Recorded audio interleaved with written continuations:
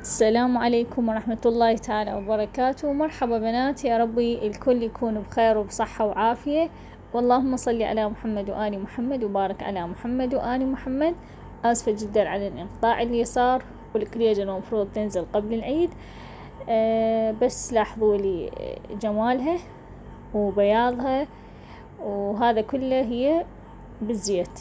صوروا مع القليل طبعا من الإضافات اللي هسه راح نتحدث عنها. طبعا الكليجة اليوم كليجة الوالدة، وكليجة الوالدة هي كليجة ما تشبه الكليجة الموجودة يمكن بأي موقع. الوالدة شو تسوي؟ تعتمد النكهات. شوفوا هسه هي هنا شنو خلت سمسم ويا العجينة. فمن نسألها نقولها يعني ليش مثلا سمسم ويا العجينة، تقول طبعا هسه خلت تقريبا مقدار قبضة ايد، هي هالشكل دائما، يعني ما عندها شيء اسمه كوب وكذا. سكر وسمسم وظرف فانيلا وظرف بيكنج باودر. تمام.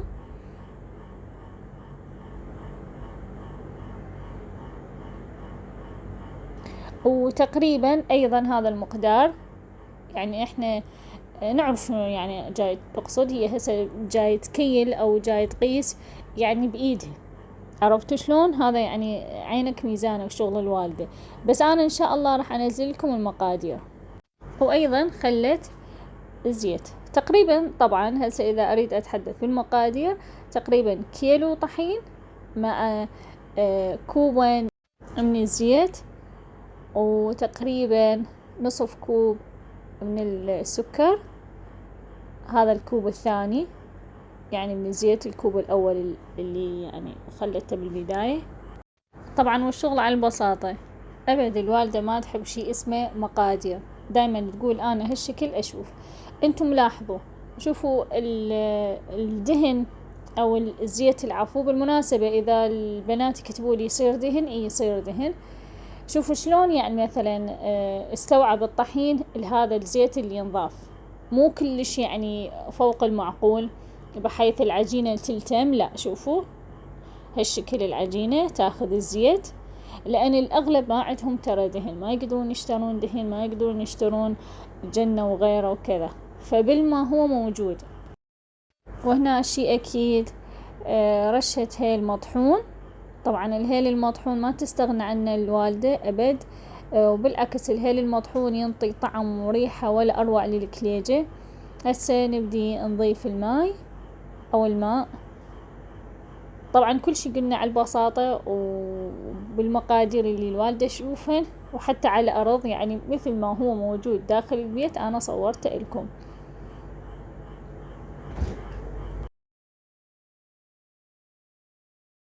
طبعا لاحظوا العجين شلون يكون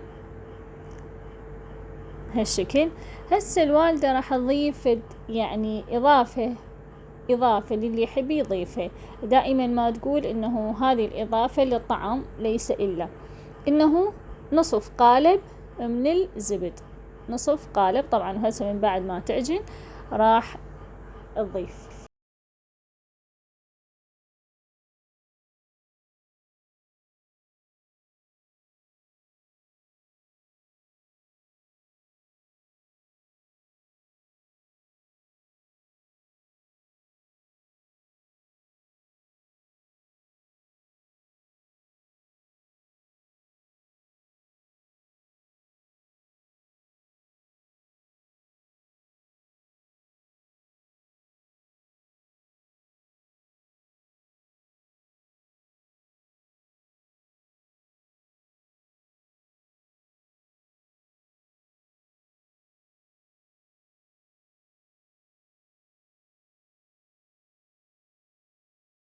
طبعا وهنا نظافة الوالدة تقريبا 3 ملاعق من البغراش او جوز الهند، وينطي طعم ولا اروع. هذه تخليهن ويا العجينة، يعني السمسم والبغراش او جوز الهند المبروش ويا العجينة ينطي طعم ولا اروع.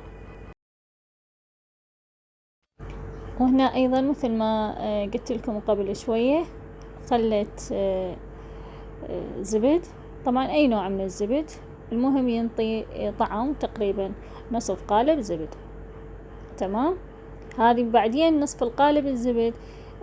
يعني شلون نقول تملك العجينة بيه، عرفتوا شلون؟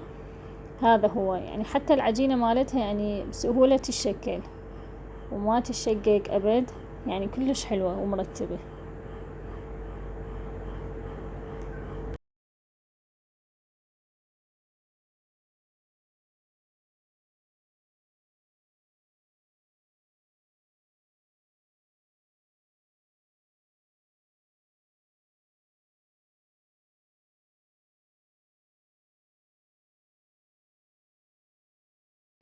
طبعا هنا تبدي تسويهن هالشكل، كرات كرات يعني حتى نبدي نشتغلهن. وهنا اختي بديت تشكل العجينة. طبعا شي اكيد انتم يعني بكل الاحوال وشايفين اكثر من مرة انا منزلة يعني اشكال.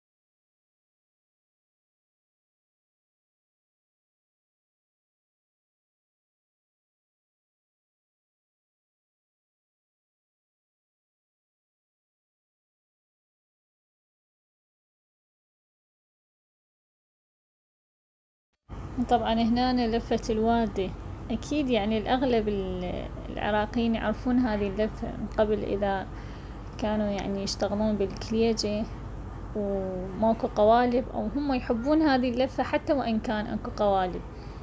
للسمسم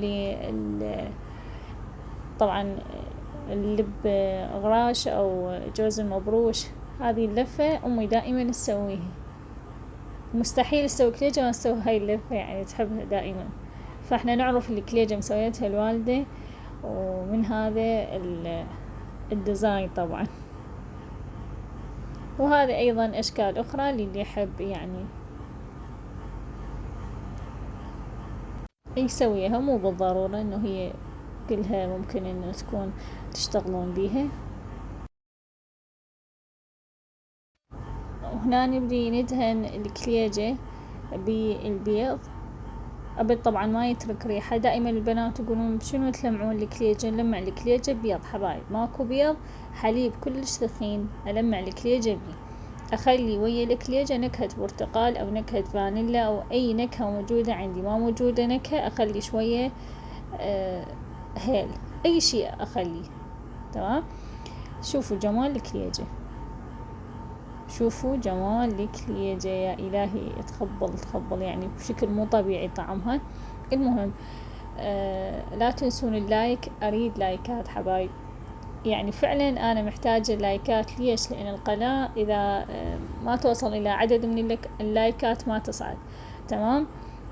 هذه مسألة. المسألة الأخرى أسألكم الدعاء بشكل يعني شديد، لأن كلش محتاجة دعائكم. أسأل الله تعالى أن يمن علينا بالخير والصحة والعافية. ولهنا أسألكم الدعاء بالتوفيق والسداد، في أمان الله تعالى وحفظه.